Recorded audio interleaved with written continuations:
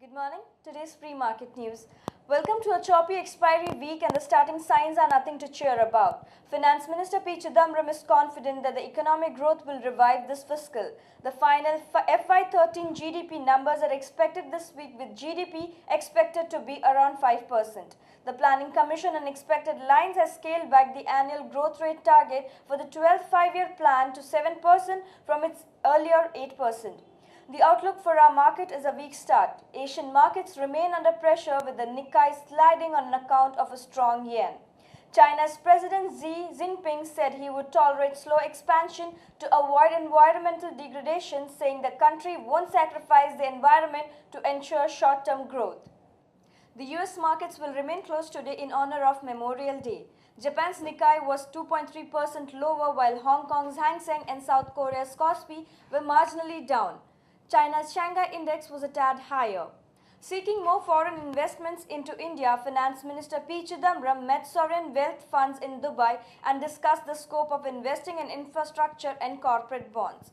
Last week, Fed Chairman Ben Bernanke's sermon on quantitative easing struck discordant notes with investors and markets worldwide headed south, aided by the sell-off in Japan.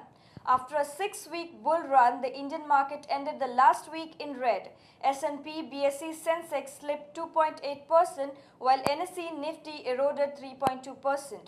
Market participants who happen to follow cricket might take India Cements for a ride to the other side on Monday after MD's son-in-law Gurunath Meyyappan was arrested by Mumbai police for his alleged involvement in spot fixing in IPL. RIL will be in focus after the company, along with its partner BP, declared a huge discovery of gas at the eastern offshore KG-D6 basin. Britannia stocks will be in focus on Monday for performing well in the March quarter, while SpiceJet and Jet Airways are in for some pressure on account of their results. Amid the rupee touching nearly 9-month low against the US dollar, Reserve Bank of India said it will continue to take steps to check excessive volatility in the currency market, says a report.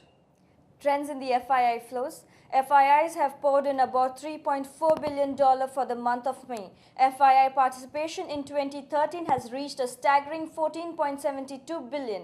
The FIIs were net sellers of Rs 2.38 billion in the cash segment on Friday, while the domestic institutional investors were net sellers of Rs 1.32 billion as per the provisional figures released by the NSE.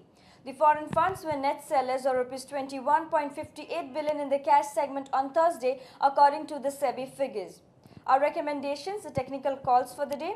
We recommend buying Karnataka Bank above Rs 143 for the target price of Rs 150 with stop loss placed at Rs 140.